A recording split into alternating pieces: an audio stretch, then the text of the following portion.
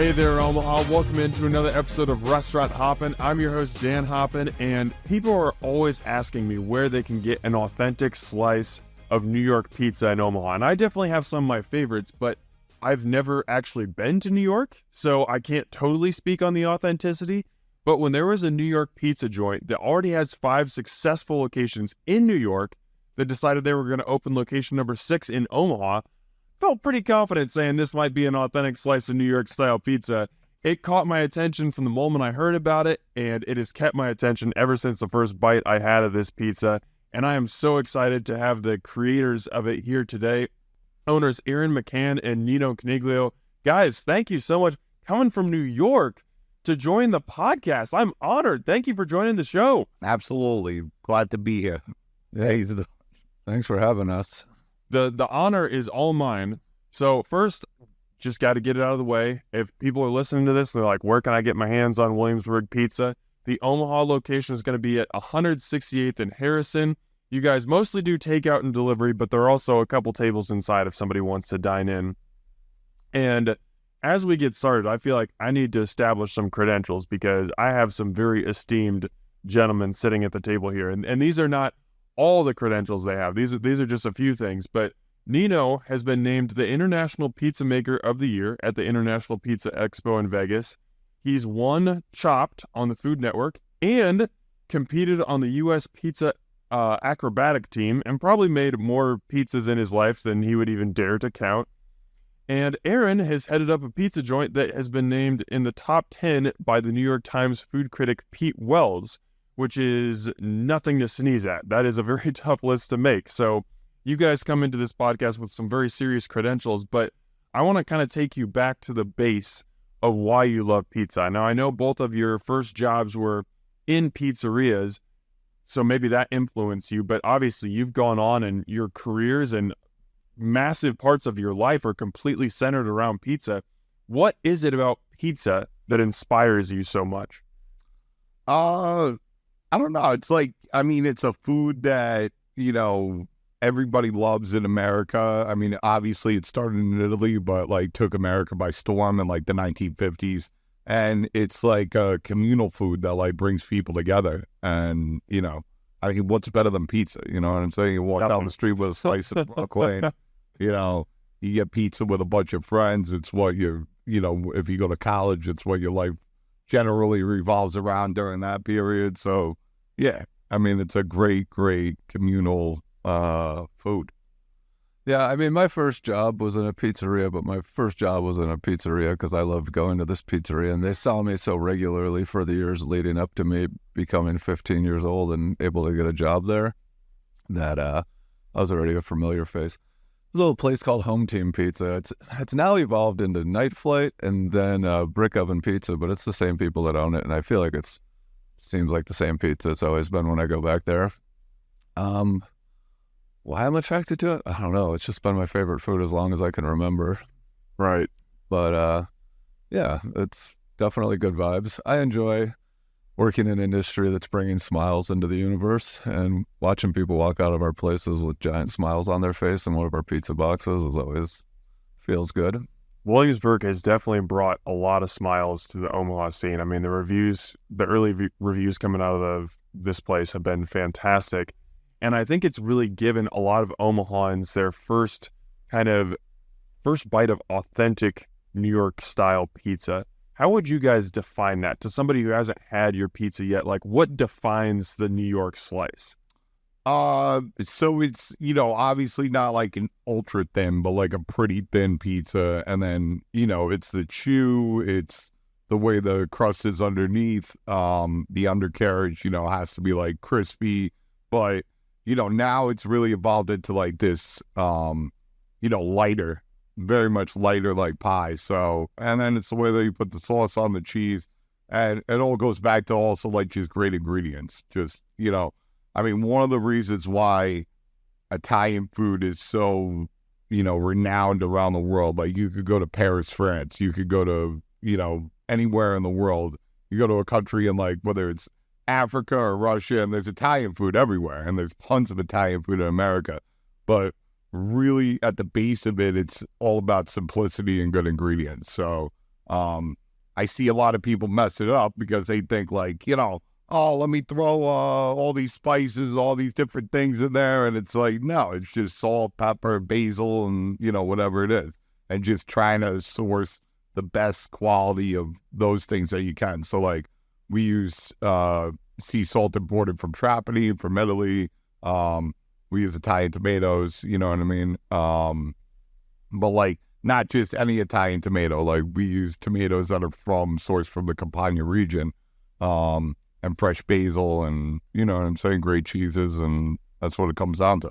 Now, going off that point, I have a guy who's come on this podcast. He's a pizza owner here in Omaha who told me something that has stuck with me ever since, and I want to run it by you guys to see if it sticks true with you.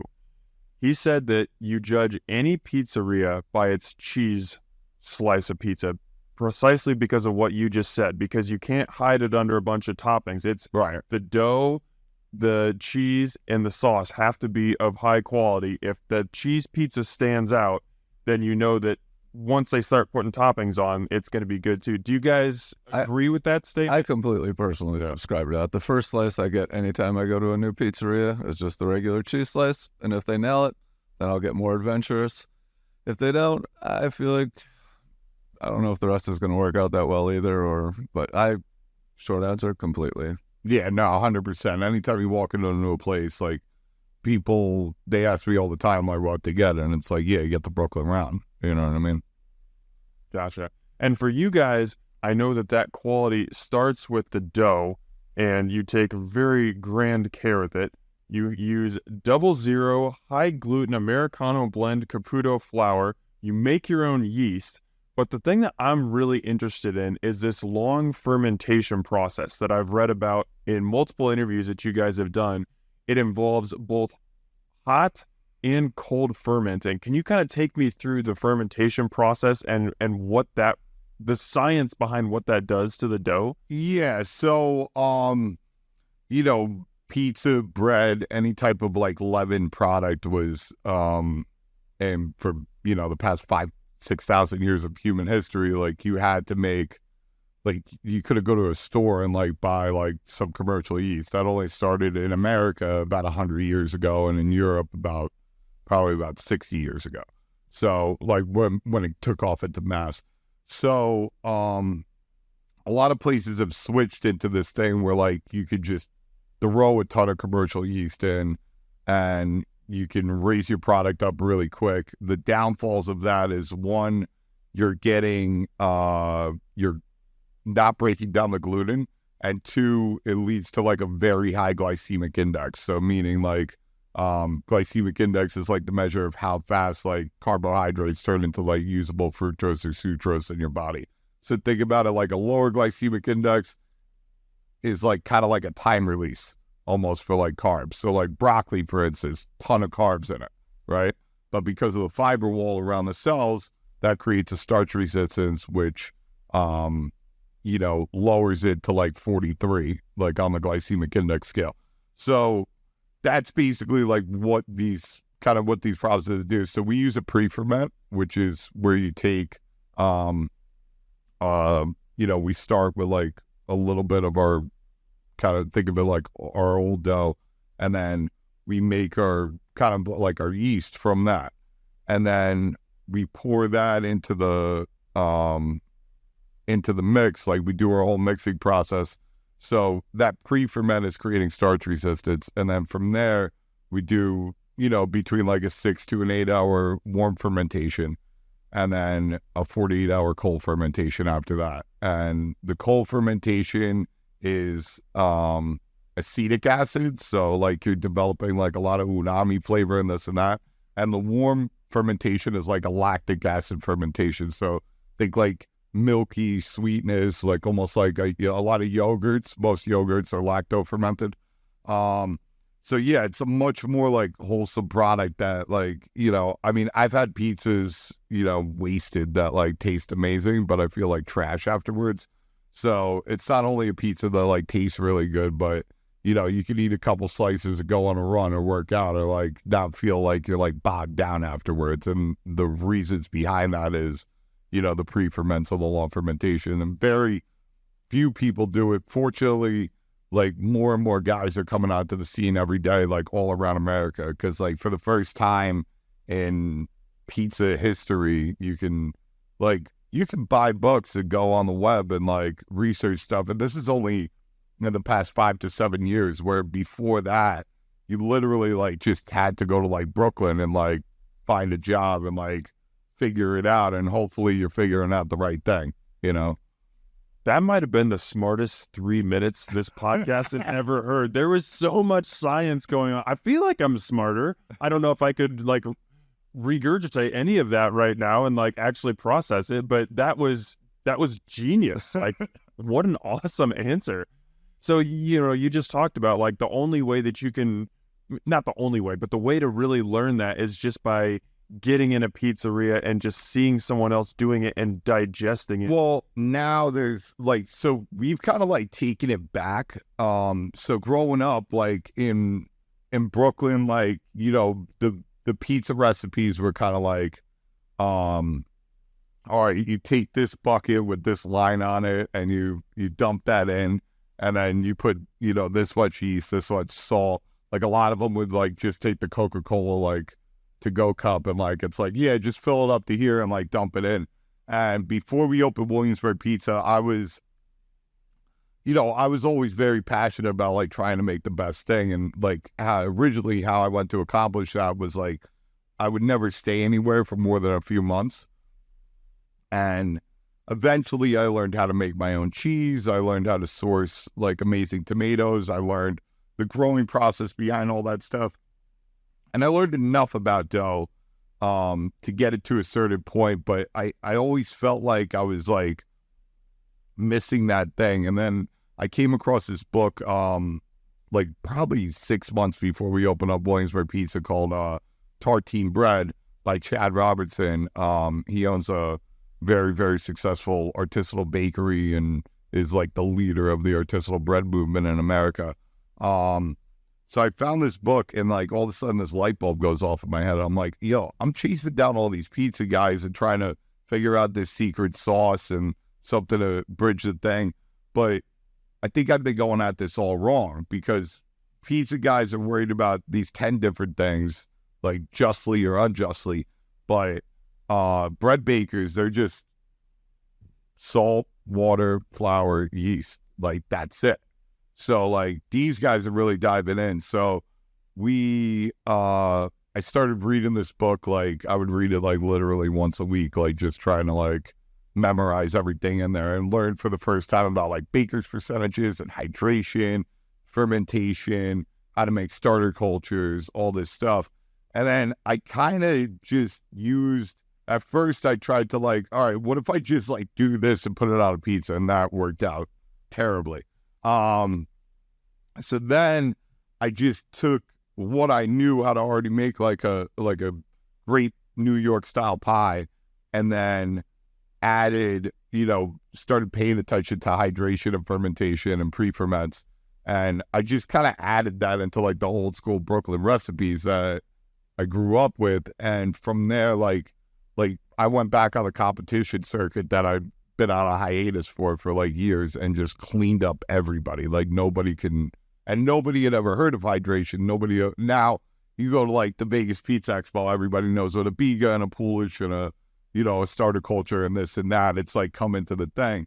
But yeah, the idea's always been in my head, like, all right, like I've always been like a big history buff. Now I can't talk to Gennaro Lombardi, who opened up Lombardi's in, you know, 1915, right? I can't get in a time machine and talk to him. And people like to talk and say this and that, and this is how it was, and this is what we use. But you can go down a rabbit hole, and you might not be able to figure out what their dough recipe was, but you can figure out what they had access to ingredients-wise. Because there is like a paper trail of like, okay, where were the tomatoes from? Who was packing them? Like, where were they grown in the U.S. in whether it's 1920 or 30 or 40 or 50? And kind of like taking a real hard look at that and then using that knowledge to be like, okay, well, let's use this and not this, because this wouldn't have even been around if that's what we're trying to go back to. and like just really, really keep it old school in a way that, I mean, isn't being done even at, these places that have been there for 100 years or 50 years or 60 years. Because if you take a hard look, like, it's like, all right, you've been around 70 years, right? Like, or this pizzeria is obviously, it's probably on its third or fourth generation of owner at that point. But they changed a lot along the way. And the way you could tell is like, okay, you're using this, this, and this, and your dough takes a day to ferment, and like, it would be impossible to do that in, whether it's 1930 or 1940 or whatever it is. So that's always been like a passion that we've had, is like taking looks at that and trying to bring it back to that, because I mean, it's just more wholesome food, and it's going to come out like a lot better. You know what I mean? Like, as long as you're not looking for like, if you're looking to like recreate like the Pizza Hut pizza from your childhood, you're probably going to have to use like some like instant yeast and some other stuff that wasn't around. But other than that, if you're trying to make old school New York pizza, there's a way to do it. And, now we have a lot more technology too than we've had back in the day, whether it's information technology, oven technology, refrigeration technology. So like, there's a lot of people, like not only me, but like, I have a lot of friends in Italy who are like top of the game, who are just taking this stuff to new levels, like every month, every year, every decade. Like, it's incredible, and we're all connected now.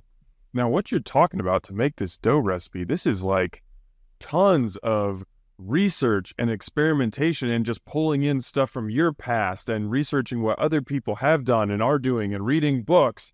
Yeah. And then you're able to create this dough recipe. And like you said, you started competing, and you were just cleaning up, and people are just like, what is this? Yeah. Do you remember, like, maybe not the first time you nailed it, but like as you're bringing all these outside sources and trying to, create this new style of dough, do you remember kind of like that light bulb moment where it's like, oh shit, I might have something here? I mean, yeah, it happens a lot. Yeah. So like, even before I learned like the tartine thing, like I had this place Del Corso in Marine Park, Brooklyn, and like, I like changed up the dough recipe for something I thought, and I was like, you know what, this is it. This is the one, right? Like, this is going to be here forever. And then, a few years later, I do something different, and I'm like, no, now this is, and a couple of years after that, I do something else. And it's like, it's this ever evolving thing for sure. But yeah, I mean, you just get these light bulb moments all the time. And then I've had a lot of times where like stuff happens by mistake. Like, where you'll like, you'll forget about a dough that was in the fridge, or you'll let the pre-ferment go too long, and or it's too short, and you have to make the dough anyway, like for that one time, and then you end up coming out with like amazing results, and be like, wait, let me take that back. But that's where like the science and everything comes into it, because if you know all your parameters, if you know your hydration, if you know your salt percentage, your yeast percentage, like all these different things, you could kind of like reverse engineer something that like might have happened. But, when it comes to figuring that stuff out, like, you could do it in real time, like at your pizzeria. So like you because like, let's say your dough is 62% hydration, right? Which is like a pretty standard hydration for like new style doughs. Like, if you go to like, Caputo Flour's website, or this company that's kind of like sending out the consultants, like that's like a standard hydration. If you pump that up to 63, nobody's going to really notice, or 64. And like, you can kind of find like this ceiling, you know what I mean? And you can figure out if you're going the right direction or the wrong direction without like completely destroying your business. You know what I mean? As long as you're keeping like the rest of the stuff, like, in order. So it's not just like, you're weighing everything out. It's not just throwing like the bucket up to here and the cup and this and that. You know exactly what you're doing, so it's easy to play around. There's a local pizza maker here in Omaha. I got to give a shout out to Izzy's Pizza Bus, the owner, Brett.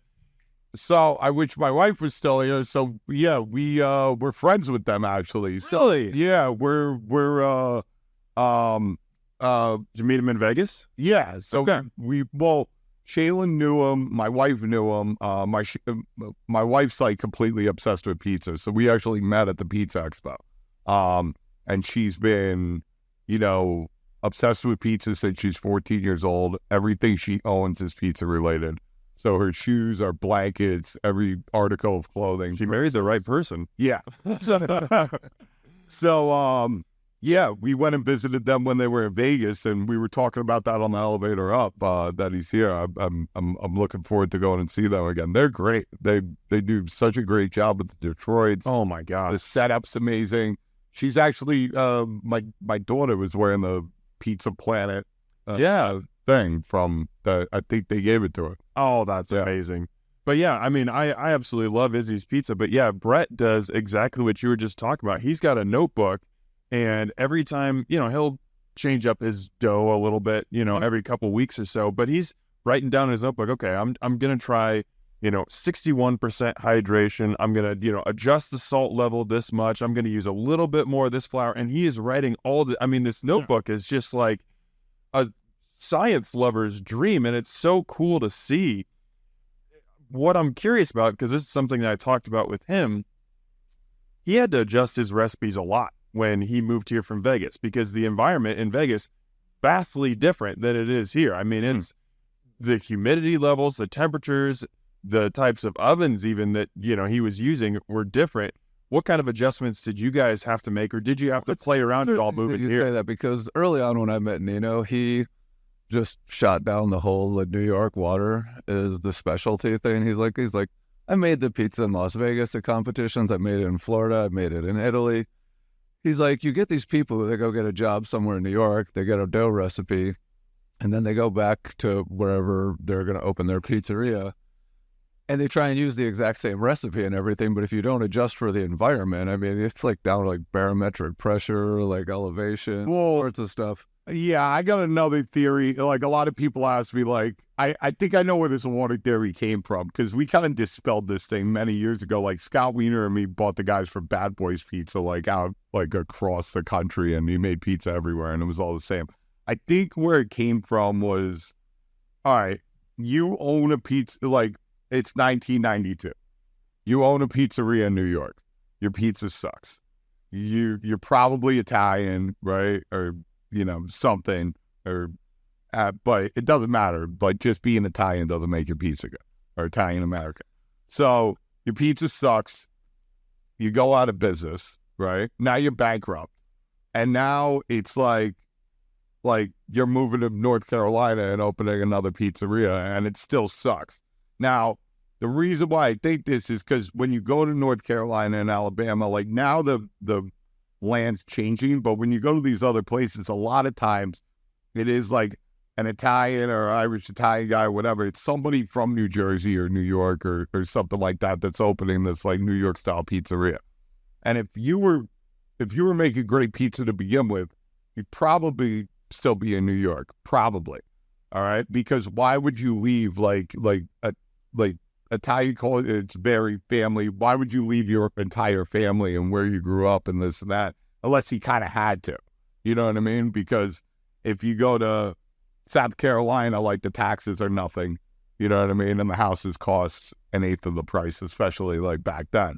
So I think that's where it really comes from. Because few times, like, those, like somebody that like goes to New York and tries to figure it out, like from years ago, I think of Homestyle Pizza in Austin. Home Slice? Or Home Slice, that's right. Those girls, like, they went to NYU. I think they were from Austin, right? Or something. But they were like, yo, we got to open up a New York pizza place out here. One of them's from Jersey. Okay. But they went back to New York, and like, they were like, hey, can you tell them what kind of tomatoes you use? Or can you show me a dough recipe and this and that, and kind of like figured it out. But yeah, it's the water thing. Listen, you go to different places, your fermentation, barometric pressure, different environments, it's humid, it's arid, whatever it is. Obviously, this isn't that far off from New York out here. It's like, I mean, this just feels like a different season in New York. than it is. It's quite parallel. Everything on I-80, which is New York, Omaha, San Francisco, all have about the same. Yeah, it's similar. Yeah, there's probably different small differences because of environmental terrain changes and this and that. You know, if you're in desert on the same, what do they call those things? Longitude, latitude, longitude, latitude, right? I think it's latitude. Yeah, we'll say latitude with confidence. Yeah, if I'm wrong, it's longitude. So yeah. When you're on the same latitudes, it's generally like more or less the same, you know, type of temperatures and this and that. But yeah, but then you got to just watch your hydration. Like in New York, like we obviously got to like take down our yeast sometimes, or pump it up a little bit, or leave the dough out longer, because you know, the middle of January when it's brick outside is going to be completely different than like right now. It's 86 degrees. Like last month we were sweating real hard in New York. It was real bad in New York. So we actually, we had to start like putting like ice into the dough because it was so hot. The dough rising too quick. We were doing the exact same thing here in Omaha. Yeah. It was exactly almost parallel. And it is completely true. When it's super dry and super cold in January, February, there's one set of rise times. But the seasons are quite parallel here. I mean, back when I was in New York, I could find out what the weather was going to be like in New York 2 days early by texting one of my friends who lived here and asking what's going on. Yeah. I could talk to you guys about pizza science all day. Maybe we'll get a chance to talk more. but we gotta get into the backstory of Williamsburg a little bit, because I find it to be fascinating. Now, in my research, the rumor has it, Aaron, that the area of New York where you were living, you found this area in Williamsburg where there was no pizza within a 12-block radius, which I almost like can't eat. Now, again, I've never been to New York, so I haven't seen it. But from what people tell me, like, I can't comprehend there not being like a pizza place on every corner. There was seriously no pizza in this area. It's like a pizza desert. And I didn't like find this area. I was living it for 10 years, and you would literally have to walk 6 blocks in any direction to just get a slice of pizza. Not even like the best slice of pizza, just like a slice of pizza in New York, which, being at the center of a 12-block radius of no pizza at all in a densely populated up-and-coming part of New York like Williamsburg, Brooklyn, was crazy, you know? And so, you know, it wasn't like I found the area. It was just like all of a sudden You were living upstairs. I was living with a in this pizzeria. building, and I knew that this was my life for ages. And one day my landlord just called and we're like, hey, we're not renewing the lease for the restaurant downstairs. They offered us double the rent, but they almost burned the building down 3 times. I was like, I remember. I was there for all 3 of those situations, you know. And they were just like, they offered us double the rent, but we just don't want it. I was like, what were they paying for rent anyways? And they were like $1,200 a month. And I was like, so they offered you $2,400 a month and you would take it, just not from them? That's just crazy. I mean, that's like an apartment in New York. So let alone a corner piece of retail on a pretty busy intersection. And and so I just called them back like 15 minutes later, and I was like, you know what? I'll take the space. I mean, and that was essentially it. I just knew that I was in a pizza dead zone and wanted to give it a whirl. So did you immediately know, I want this to be a pizzeria? Yes, that was instantly the plan. The rent made me confident that even if I didn't fully know what I was doing in the beginning, it would give me some like breathing room to figure it out, because it was literally like 50% below market. The same space should have been like $5,000, $5,500 a month, something like that. And and I had no idea to make pizza. I mean, I worked at Home Team Pizza from the time I was 15 to I was 17, but as soon as I got a car when I turned 16, I went more down the delivery path than the kitchen path. So I really didn't have much culinary experience in this space. But so I signed the lease, and a day later I put an ad on Craigslist that was like, pizzeria manager needed. And I got about 10, like, you know, normal resumes came through. About 10 people just sent me squirrely emails. But one guy sends an email and he's like, my name's Nino Coniglio. You can check me out on Google. Just Google my name. You might be impressed. Yeah, like, that's a pretty brazen response to a job ad, but you're not going to not do it if you get that email. You're going to check this person out on Google. And YouTube videos of him making pizza that were hit like 500,000 times came up. And 12 years ago, 500,000 hits on YouTube It's still a big deal today, but it was like a bigger deal. That's just like grown. Yeah. There were like New York Times articles calling him a pizza prodigy, videos of him competing in competitions in Italy and France and winning. And yeah, I was like, okay, I didn't call anyone else. I just called him.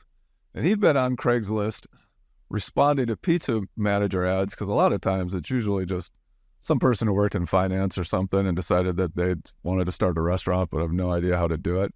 And he would just kind of reach out, see what was going on, and pitch him on restaurant consulting services. Yeah, I would like do like a consulting job, and then like I'd get off of it, and like usually after you do one of those things, you're kind of like chilling for a little while. Especially like, I mean, I was like 26 years old at the time, so I legitimately needed one. I was like, Yeah. I actually need a startup consultant because I don't even have a pizzeria to manage, actually. yeah. So I would get on Craigslist once in a while, and like just be like, yeah, let me see what's going on. Let me see if anybody needs anything, type of thing, and then yeah, that was it. And to be clear, this is in 2012. So, like you said, Aaron, like Nino's star had started to rise, but you weren't kind of the celebrity. I don't know if you would call yourself a celebrity today. I would call you a celebrity. I mean, pretty well known in the food space, I would say. Like a D-list celebrity, maybe. We'll go with D plus. How about that? D+, yeah, D+. List. So once you start talking with Aaron, like you said, you'd done some consulting previously. Was there a point where you realized this might be a little bit different? This could be a long-term partnership. Not at the very beginning, but definitely like later on into it. Yeah, it definitely started to feel like that, because originally it was supposed to be this thing where it was like, show me what oven to buy, help me with the build out. Let's get a dough recipe together and figure out what cheese we're using and build a menu and this and that. And then like as we were opening, and it became kind of apparent to both of us that like I couldn't like leave, you know what I mean? Like without the, whole thing falling apart. Like some of the guys that were like coming in there, like there was somebody that was supposed to make pizza there, and the guy tried to make a pizza and like there was a giant hole in it and he couldn't like launch it down. So there was some issues like in the beginning where it was like, yeah. And then, through that, like we ended up, opening it. We ended up getting a good amount of press pretty early, right? Oh, yeah. I mean, Yeah. the Brooklyn borough president came. Yeah, Marty Markowitz came. Yeah, so they, we got a good amount of press going into it, and then it, it just kind of took off, and you couldn't really, it was like, okay, let's go. Like at that point, it's like you're just working 7 days a week and like just trying to keep up with everything that's going on and hiring people and figuring it out, and it's a crazy thing. I think Aaron's going through it right now over here. Yeah, no, we're getting it started. It's going smoothly out here. I mean, it's everything as smoothly as something like this could go. I mean, our business partner here, Matt, he was the first one to bring Jimmy John's to Omaha, and has since taken Jimmy John's to 5 other states. He's now got them in Rapid City, South Dakota, Boise, Idaho, Colorado Springs, and Las Vegas. And it's an Omaha-based business. The office is here, but they're now operating in five other markets around here. So working with him has been great. I mean, I've actually learned a lot, but his ability to build a team, I mean, this is his 39th rodeo with like opening up a new place. But yeah, it was pretty similar to what we were doing back then when it was just starting from scratch. Because after you have one in a town and you open the second one, you can take some staff from the other one. But it really wasn't since us in 2012 that this is the first time we're building a team from complete scratch again. They sent quite a few people to New York. Matt himself, a guy named Anthony Richter, came and like worked for a couple weeks, on and off for about 5 or 6 weeks each. And then we brought like 3 or 4 people on different rotation for the first 5 or 6 weeks out here too. So that helped kind of with the transfer of just knowledge and all of that jazz. But going back to that, I would like to say we liked working with each other a little bit after we went through like the trials and tribulations of building a new pizzeria. Oh yeah. And because a lot of your other consulting gigs, you were like going into an existing pizzeria, but this was probably one of the first ones that you coordinated building from scratch. Like every oven that was in there, everything. besides places. We're trying to retrofit somebody else's like right. Yeah. And It was usually, I feel like you had a little love for the place because it was kind of the first one that you had given birth to from start to finish without any other existing. No, 100%. And it's got great. Yeah, one of the number one questions I get asked all the time is like, how many, like, it's got to be crazy, like running 6 pizzerias. And I'm like, it's harder to run one than it is like what you were saying before, because it's like when you have one, and the pizza guy doesn't show up, it's like the sky's falling down and you're like racing with traffic to try to get to the place so like that you're not closed. Where when you have 6, it's like, as long as you have like a good organization and a good team behind it, and like maybe you can afford that at that point, like on the back end of things. But yeah, you can move people around. Out of support network. Yeah, you have a huge support network. Like if somebody doesn't show up to work, it's like, hey, Roberto, can you go over there? And it's like, yeah, no problem. So we'll definitely talk more about Omaha, but I want to go back a little bit to the beginning, because you've got somebody in Aaron who recognizes, hey, there's this pizza desert. I've got this great opportunity that on a busy corner to open a pizzeria. All of a sudden, I've got this really experienced pizza maker who, has some serious credibility. How do you guys like build a pizza brand from the ground up? Especially, yes, this area of town did not have a lot of pizzerias, but New York is famous for pizza. Like, to make noise in the New York pizza scene is very, very difficult to do because there's so many established places already. How did you guys build that brand and create Williamsburg into something that stood out from all the noise?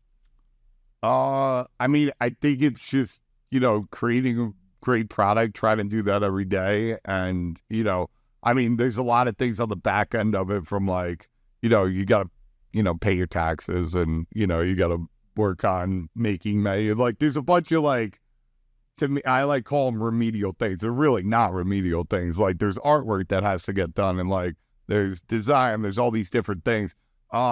But I think it's just, making a great, consistent product and doing, like the PR to like really get that out there. You know what I'm saying? Like the PR thing's a huge thing that I think the big, we're not talking about chains over here or franchises, but like the big boys in New York that, have 20, 30 restaurants, they all have different names. You know what I mean? But like that's what they do for a living. It's something that they understand more than, especially back then. Like even I think the way I described it to you was with the artichoke example. So Artichoke Pizza, which had opened probably 4 or 5 years before Williamsburg Pizza opened, these guys put like $30K into PR before they even opened. Oh, wow. And, like, they opened up with, like, this line out the door because, like, only, like, these bigger fancy restaurants would use these, like, PR firms. And, we were one of the first pizzerias to do that. But, I mean, you see, like, there's, like, this whole new revolution in pizza, like, not, like, in New York, but, like, also, like, around the country and around the world. And, I mean, we're one of the first ones in it in that time, but like you got so many, you got like Mamas 2 and like Industria, and like there's this whole new generation of places that's really taking like this philosophy that we were talking about before and implementing that. Not every place, but it's there's like a big handful now, and it's a great time to be in pizza. It's a great time to be a pizza eater. You just gotta, I can confirm that. Yeah. Yes. You just got to go to like reputable sources, I think. You know what I mean? A lot of people are going to Italy right now, like, and they're coming back and, oh, Nino, I was just in Italy. I'm like, great. Wish I was there. But I always tell people before they go, I'm like, don't go on the weird TripAdvisor, this and that. Like, if you're in Rome, type in Rome, best restaurant, Bon Appetit. Rome, best restaurant eater. You know what I'm saying? These kind of culinary driven, food news sources are always going to like kind of point you in like a much better direction than you're going to get from like, old school stuff. Going back to just startup too, just for a little bit, getting it going in the beginning, Nino had a pretty good plan right out of the gate of how to layer the marketing. He's like, look, first of all, we're going to open. We're not going to do delivery. We're definitely not going to do third-party delivery. We're not going to do direct mailing menus yet. We're going to just see what happens on this corner when we open up and any kind of initial buzz from the press. And if it's a week or a month, whenever we can handle that gracefully, then we'll start doing delivery. And then once we can handle that gracefully, then we'll start doing the third-party delivery apps. And then once we've got that smooth sailing, then we'll start old school direct mailing menus, which is, evolved into more like Facebook ads now. But 12 years ago, direct menu mailing was still a big part of it. But you don't want to just do all of those things immediately and create so much business that you all of a sudden are giving bad customer service, because people give you a shot in the beginning at a place like New York. But if they have a bad experience, there's, at least in most neighborhoods, the pizzeria across the street, they want to block down. But Williamsburg is a big neighborhood. There's 20 great pizzerias in New York, in Williamsburg. We were in one little pocket of it that was, in its own spot. But just slowly layering the marketing and not rushing it until you can handle what each new phase of it really brings was a big part of it, because then people will actually come back for that second slice, because all of a sudden you weren't just bringing too much business that you couldn't handle, essentially. Yeah, no, 100%. So that was part of it for sure. Yeah, we had a lot of that apple bacon pizza, right? So do we have? Yeah, we're doing it. Okay. So, our apple bacon pie happened because I think it was month 4, one of our regular customers that lived around the corner just went apple picking upstate, and just walks in with this face on of complete defeat with 2 giant bags of apples. He had 60 pounds of apples. He's like, yo, I've given apples to everybody I know. I've tried giving apples away on the street. Can you do anything with these apples? And I was like, can I leave them here with you? You're going to be doing me a favor type of thing. I didn't think this through. Bringing back 100 pounds of apples from apple picking. So I was like, yeah, I'll figure something out. So we made this pie that was smoked mozzarella, gorgonzola, apples, applewood smoked bacon, and walnuts. And, where the pizzeria is, the original location in Williamsburg, up the street and east, you got all the old school Italian neighborhood, right? And then right where we are is it's an old school Puerto Rican Dominican neighborhood. And after 2 months, because we had some weird pies that people weren't used to, especially neighborhood guys are kind of very meat and potatoes type of eaters. But all we did was just get one of these dudes from each, from the Italian section, from the Spanish section, from the PJ section, to try it. And then the word spreads, and all of a sudden you have these dudes that you would never think in a million years eating apple and bacon pies, and eating kale pizzas and soppressata and Sicilian oil cured black olives. And yeah, that was pretty amazing thing out there. Now we've been there so long. Don't we have, I remember we had a delivery driver that started coming there when he was 8 years old or something like that. Nice. Yeah. It's wait, you're that little kid that used to come out here when we opened. So people have really grown up on it. That's a really good feeling. Now, you guys, you talked about how you had pretty good success off the bat, and, it obviously caught on. You expanded to 5 locations. But something that 5 locations in New York, something that I'm so interested in, we talked earlier for probably 10 minutes about the science behind the dough and just how intricate it is and how you have to change it with the seasons. It's one thing when you're doing that at one location and Nino, you're the one who's making the dough, or maybe there's 1 or 2 other people that you've taught. But as you continue to expand, more and more people need to understand this process. How did you figure out how to take all that knowledge that took, so much time and experimentation and transfer that to other people, so your same quality of dough recipe that people expect when they go to Williamsburg, they're going to get it the same at location 1 as at location 5? Yeah, so it's basically simplifying the process and like, so instead of like, I know coming up in the industry, like a lot of guys would like use less yeast in the winter time or more yeast in the winter and less yeast in the summer. But I mean, you can mess with like water temperatures to a degree, but really it's just like watching your fermentation and like trying to get it to like a temperature controlled environment as much as you can. Like, you know, so while we're opening up new locations, like, and we're building them, we really pay attention to the fact that like, you know, we have like one of those clock things that shows the humidity and the temperature and everything in the room, and putting in equipment that can, you know, not only monitor that, but to make it the temperature that we want, because that's all it really comes down to. It's like humidity and temperature. And it's like, you know, you get like this 5-degree back and forth-ish thing going on that's not going to like super effective, but, you know, we try to keep it as close as possible with like our environments. So, Aaron, as the Williamsburg Pizza empire is expanding, at what point, because you're from Omaha originally, I should have mentioned that off the bat. At what point does the thought of, hey, could I bring this back to Omaha? What point does that enter your mind? Thought's been on my mind for a while, you know, but Pretty much since we opened. yeah, like that's been on my mind for a while.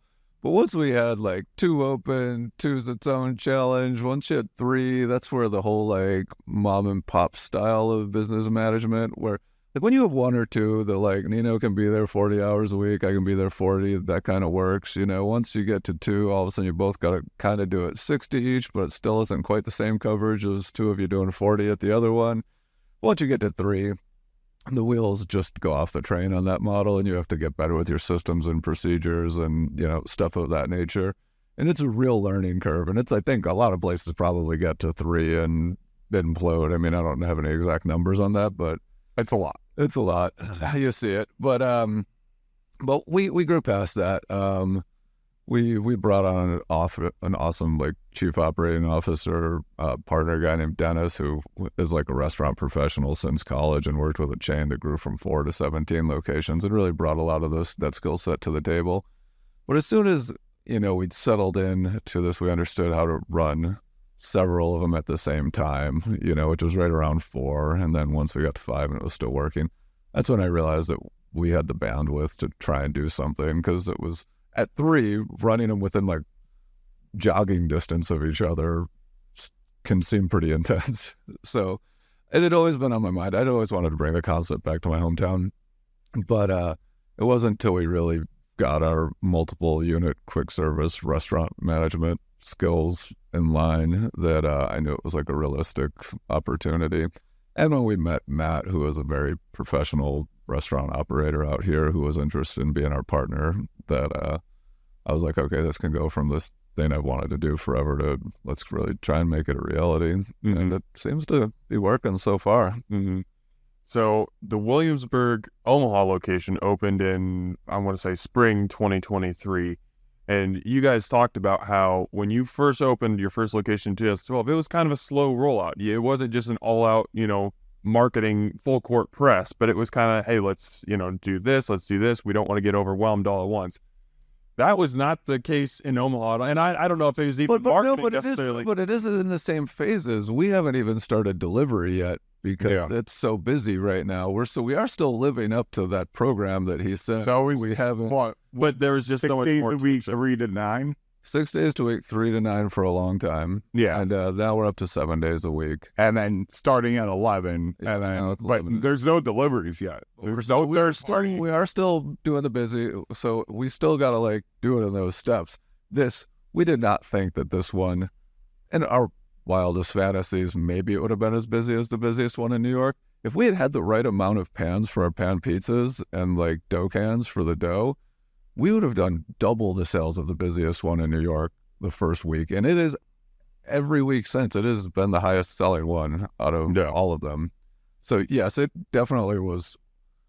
It was a way bigger. We got hit way harder right out of the gates, but we are still following true to that. We didn't just instantly try and do delivery to it. It could be like another month before, you know, if things settle down to the point where we could do delivery. I mean, our sales would have to go down a little bit before we, maybe not go down, or we would just need to like iron out the operation a little bit more.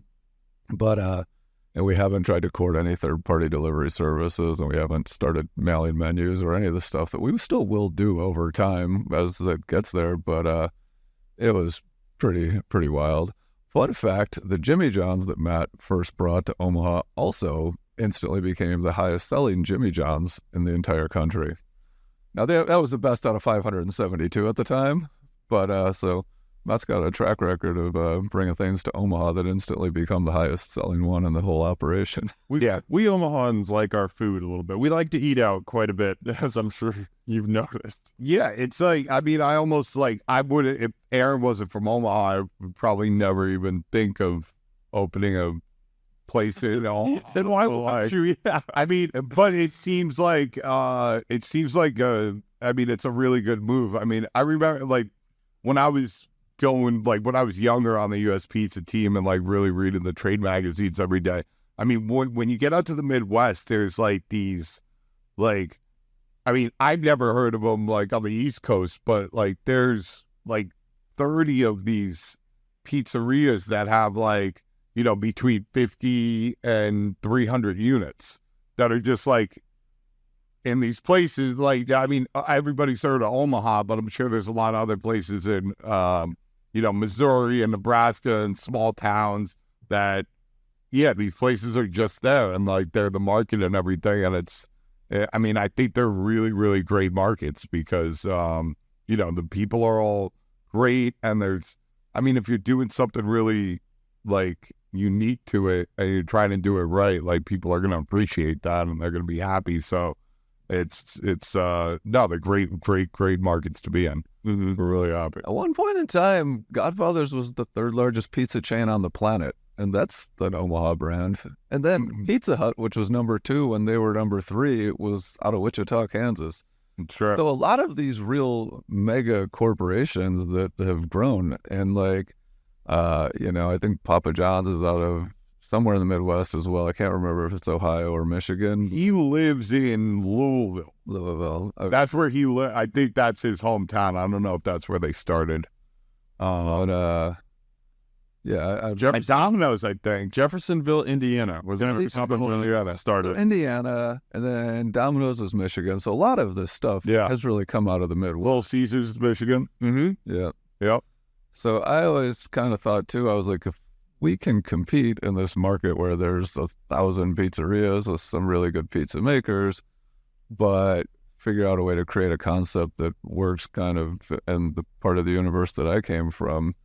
I mean, I'm not saying we're ever going to be one of those companies, but, you know, it just could potentially scale. And so, I don't know, we're out here giving it a whirl. Yeah, man. But, yeah, I mean, it's a great time for all that because I feel like a lot of those guys, you know what I mean? Like they're, I don't know. I got this like crazy feeling in my, like, I think Pizza Hut was like really good when I was a kid and like something changed. And I'm pretty sure it wasn't just me being a kid. Like, because we would go to a Pizza Hut once in a while. Like, you drive out, I think there was one in Jersey, there was one in Long Island, and like, they had the red roofs and the arcades and the all-you-can-eat salad bar. And, you know, you would go out and it's like, yo, we're getting pizza, and it was great. And like somewhere along the lines with like TGI Fridays and Applebee's and all those places too. Like TGI Fridays was the hottest spot to be in New York City. Like, it was full of celebrities in the 70s. Well, they invented the concept of the singles bar. Yeah. That didn't exist before TGI Fridays. Like, it was literally bars were just dudes hanging out. Yeah, and it was this, it was this like pop culture thing that like everyone knew about. Like, you could be in Omaha and you knew what Fridays was in New York because, you know, in the tabloids or whatever, like the celebrities would be like caught kissing there or whatever.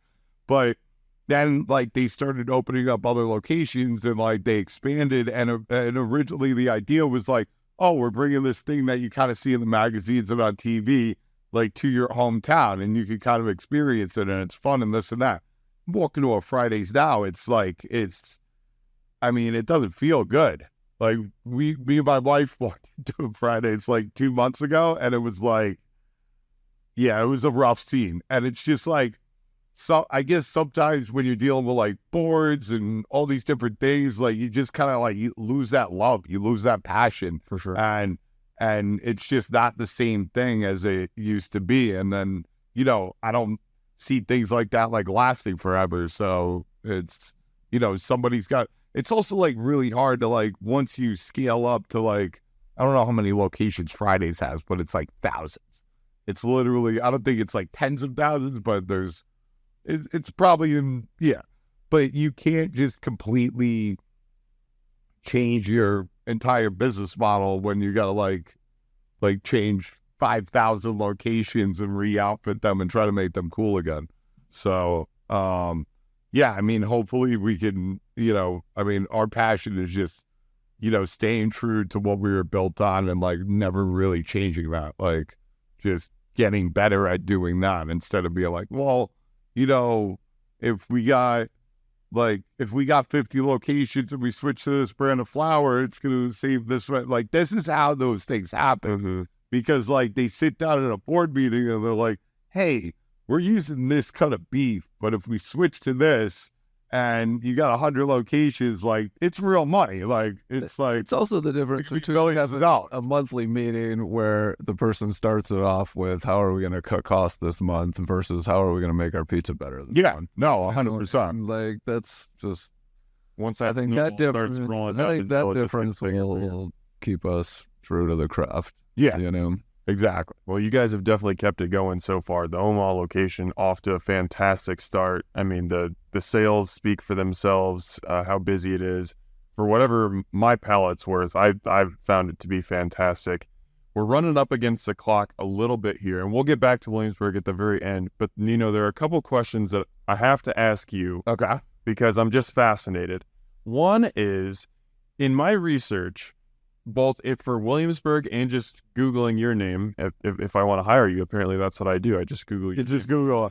But the thing that kept coming up again and again was chopped champion Nino Coniglio, chopped champion Nino Coniglio, chopped champion. And almost every reference to you, that comes up. And don't get me wrong, I am a fan of chopped. But it's a one-day competition, essentially, where you're just getting thrown crazy ingredients. You might open up that basket and there's bison tongue or turkey pepperoni or all this, you know, different stuff. And I watched that and I'm like, I think that requires a lot of ingenuity and skill, but I don't know if it necessarily like if at the end of that competition you come away with the best chef winning every time. Right. So I'm just curious, to you, obviously winning Chopped was a very, like, that was a boon for your career. It's obviously a very good thing, but like when you look back at that and all the other things you've accomplished, like, is it that big of a deal in the grand scheme of things? I mean, to me, like, it's a very, very big show. So it like put me on like on a platform that like, because like the general public like doesn't know when you win like an international pizza competition, like the guys who run the international pizza competitions, even though they put, you know, hundreds and hundreds of thousands and millions of dollars into these shows, and they don't really like it's kind of like on you to like push that you won that. Like they don't have like a PR team behind it, so it never really gets out into like the mainstream press. So Chopped was like a big thing because it's like, you know, it's such a hugely popular show. I think that's the only thing keeping like Food Network in business right now is that show. But like all these people were like, you know, it was a big deal for a lot of people. It was also like a really cool episode because I was up against 3 other world pizza champions who are also really good friends of mine. And we were able, like, we knew the producers, so we were kind of able to like make sure that we had like everybody had great dough, everybody had like a great base, because it's like if you're just cooking, it's one thing, but if you're making pizza, like, and you don't have that base and that's not great, like everything else is going to kind of not work out so well. But, you know, like, I mean, you know, media is great and everything like that, but like the best accomplishments are just, you know, building something that, you know, building things that like bring people together and make people happy and giving like serving products that like you can like be proud of and like say like, you know what, I'm not like hurting people. You know what I'm saying?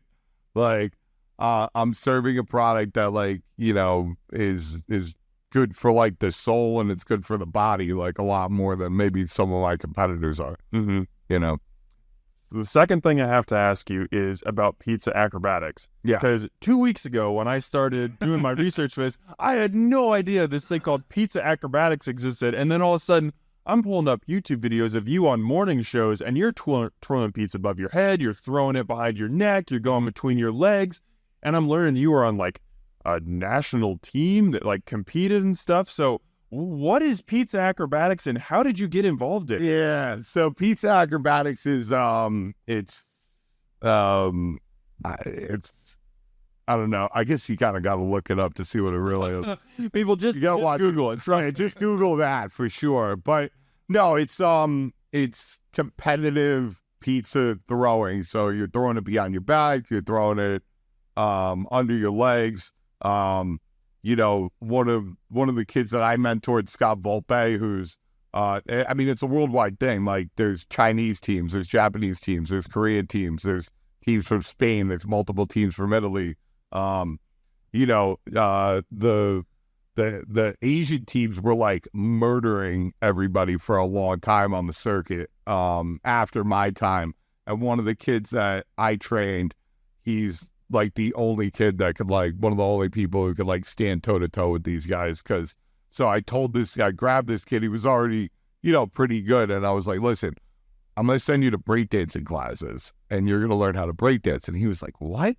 And I was like, yeah, bro, you're going to learn how to breakdance. And he's like, why do I got to learn how to breakdance? I was like, you're not going to beat the Chinese or the Japanese teams unless you learn how to breakdance. So he was like, I was like, listen, I'm going to pay for the class. So I convinced him. He thought I was crazy at first. So he actually like, bro, this kid could go to breakdancing competitions like on their own now forget about pizza throwing. But he ended up like murking everybody. His name's Scott Volpe. He's from Tucson, Arizona. But yeah, but it's it was a very, when I got into going to the expos, it was a very big thing. So, you know, you got big names that are still giant names in the industry like Tony Gimignani and Joe Carlucci and, you know, the world pizza champions and the Brian LaRose from the U.S. pizza team. But at the events, it was the culinary side of things. Like, they had culinary competitions, but they were almost like an afterthought. It was like the front of the stage was like the pizza game. So it was like the fastest pizza making challenge and the longest stretch and the acrobatics. And like, that's where everybody came. And then it kind of switched. And now it's like the pizza games are like the afterthought and the culinary is like the real, like everybody's That's like the headliner. Yeah, that's the headliner now. It's really done like a huge flip. You know, I mean, going back, yeah, I guess when I was 20, I'd say when I was 25 years old or 24 years old, yeah, I mean, you would see like just the guys that were competing were over on like the culinary side. Meanwhile, like there was whole crowds of people by like the acrobatics and the pizza games and everything and cameras and everything like that. Now it's the opposite. So yeah, acrobatic, it's a cool thing. It's a party trick. It doesn't do anything good for the pizza. But it's a lot of fun to watch. It's a lot of fun to watch. The kids like it sometimes. Sometimes it makes them cry. You know, you got to watch the age of the kids. Sometimes, I mean, even I have a 14-year-old son. I remember like him, like even at like 3 years old, I'd be like, hey, look at this. And he's just like, yeah, okay, bro. I'm like, I got Thomas the Train over here. Like, I don't know what the hell you're doing. But no, it's a fun thing, pizza acrobatics. Yeah, throwdough.com. Go get some practice pizza, give it to your kids. Maybe they could travel the world for free. People, just go on YouTube. You can go down quite the rabbit hole if you YouTube pizza acrobatics. Or is it Scott Volpe? Scott Volpe. Scott Volpe. You go Google him. VOLPE. Yeah, Google him. Yeah, Google Scott. He's got some incredible breakdancing throwing pizza videos. And, you know, I got a couple decent ones. A question that I like to ask, because I think it's a good educational question. I like to ask this of all my guests, but I'm especially interested to ask you guys because you come from outside the Omaha scene and have maybe a little bit of a grander view, what is one thing about the restaurant industry that you think people outside the industry, so just diners in general, don't understand that you wish they did understand? Like general. Wherever you want to take it, you can make it specific, you can make it general, however you want. I'll tell you what, this is a new thing. This is a fairly new thing. So like when we started like with Grubhub and everything at Williamsburg Pizza, it was, they would send you the order, you would have delivery drivers and you would take the orders. And that's still how we do it. What you're going to say is what it is. This is great. Yeah, this is still what it is today. But if we go on Grubhub right now and we can pick 10 restaurants at random and order from all 10 of those, it's their drivers now that are taking it. So it's almost like an Uber driver. So you can have an Uber, a Lyft, a Uber Eats, a Grubhub account or whatever, and those guys could go pick up that person's food, whatever restaurant it is, and, you know, they could drive around for an hour before they get to you. They could not put it in a hot bag. They could do, like, all kinds of things. They could turn it upside down, right? And then the customer doesn't realize a lot of times that, like, you as the restaurant owner have nothing to do with this whatsoever. And then they want the refund from the restaurant. They want the refund for the restaurant, and they want to badmouth the restaurant and say that the restaurant's unprofessional because we don't even have like there's not even a situation where, like, all right, something happens, they call the store, we can't even call the driver to even ask them, like, wait, what happened? We can't, there's not a manager for all this that we could call to say, like, hey, can you discipline this employee? It's literally the wild, wild west. So just, if you're ordering from third-party apps, realize 95% of the time, the people delivering your food have nothing to do with the restaurant whatsoever, and we have literally zero control over and zero ability to, you know, contact these people or try to do anything about it. Yeah, that's a big one. Just elaborating on the same thing and just going deep down, it was pizza specific, especially larger format pizzas like a 16 or an 18-inch pie. It's a very specific size and shape hot bag, and the drivers always have the, like, square one that's good for, like, every other type of takeout, you know, like it can be Thai, it can be Mexican, it's just in little containers with bags that kind of like stack, but they, like, never have that one. So you just watch this thing go out and you know it's going to be cold by the time it gets there, or you see them try and wedge it in sideways, and then you know the toppings are going to slide because pizza's really sensitive to, like, you know, it's got to be flat. Yeah. And there's just so many times where I watch these people leave our pizzerias, and I'm like, you just know. Yeah. And then if you try and stop them, they just, like, cancel the order, and the person never gets it. So they're just as upset. Yeah. Yeah, it's a weird one. It's a huge thing. It's also like pizza, like, people might not think about it like this because pizza is just so synonymous with being a delivered thing. You know, what do you think when you think of, like, delivered food? You generally, I mean, now you get everything, but that's a really new thing. Like, think about it. I don't think you could get McDonald's on Grubhub even 3 years ago, right? Yeah. No, none of those, now they're all on there. But, I mean, pizza, Chinese food, synonymous with delivery, but I think what people don't realize is pizza, especially in the formats that we do it in New York, is the hardest thing to deliver, because you can, like, I mean, you can stick, like, $700 worth of sushi orders, like, in your two hands in, like, a bag and carry it out to your car and do whatever. With pizza, like, 5 pizzas, like, try holding, like, 5 18-inch pizzas and then think about 10. And that's, like, not that many pizzas. You know what I mean? That's, you know, 5 people ordering 2 pies each, which, you know, is nothing. Yeah. Yeah, it's nothing.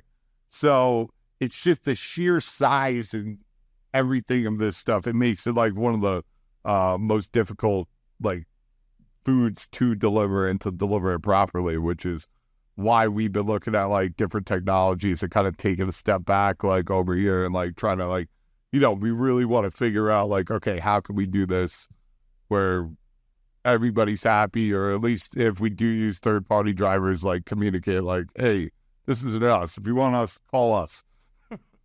So the number one takeaway, be patient with the delivery drivers. And if something is screwed up, if you want to try and contact the restaurant, great. I'm sure you guys would do your absolute best to make it right. Yeah. But don't just blame the restaurant. And definitely don't go on Yelp or Google or whatever and just Don't go on Yelp. Give us one more shot to do it. Thank you. Where Yeah. you either come in and get it and see what it would be like, or just call us directly, and at one of our stores that delivers, have our delivery person take it to you instead of a third party, and notice the difference and judge us on that. Because like with Uber Eats, like you can't. Yeah, It's they that. don't allow you. Yeah, they don't allow you. Grubhub lets you use your own delivery people. Some do, some don't. But Yeah. like, All right, we are up against the clock here, but before I let you guys out of here, I gotta ask one more question. Is you've got the 5 pizzerias in New York, but now you've expanded, and now you're outside, and you have found great success so far in Omaha. So, you know, maybe, I don't know how much you've gotten a chance to think about this, but when you look at the future of Williamsburg Pizza, what do you see? I mean, I know for a fact that we are going to continue to open new ones in and around New York. And if something doesn't drastically go wrong in the near future with the one in Omaha, if it's not just an extreme honeymoon phase and when the hype train dies down, it doesn't completely fall off the cliff, we'd love to open another one here at some point. Yeah. But other than that, we're pretty much sticking around just the New York City, New Jersey area for the most part. I mean, Yeah, I agree with that. I mean, like, listen, you never know what's going to happen tomorrow. You know what I mean? You wake up tomorrow and all of a sudden, like, there's like, you know, one of your buddies that you know, he owns a building in Los Angeles and now you're in LA. You know what I mean? Which I'm not voting for that in any way. I don't want that to happen. I kind of hate LA. But yeah, you never know what's going to happen. But, you know, all we can do in the end of the day is just continue to work as hard as we can to bring the best possible product and take care of our employees, take care of our families, take care of our customers. Well, I know I feel very blessed that out of anywhere in the U.S. that you guys could have expanded to, it happened to be Omaha, Nebraska, because now we get to experience it. And people, if you haven't eaten in Williamsburg yet, you got to get out and try it. We didn't even get a chance to get into the grandma-style pies, but the Brooklyn Round is fantastic. Grandma is something that is still very new to Omaha, but Williamsburg is definitely the place to try it out, if I can talk. But yeah, I mean, you know, we've talked about all the science and all the experimentation that's gone into the dough. You can taste that. And I can confirm the thing that you said about like being able to eat a couple slices and then like feel good enough to go for a run. I've done that, and I'm just like, I'm running after I ate pizza. This is cool. Yeah. But anyway, go to Williamsburg, give it a shot. Guys, I appreciate your time so much. I appreciate the time of every guest, but I've got people who are here from New York. Like, I am so grateful that you took the time to come on this show. Thank you so much, Aaron. thank you so much for having Thanks, us. brother. Appreciate it. Feeling spiritual. Indeed. Omaha, as always, thanks for eating with us.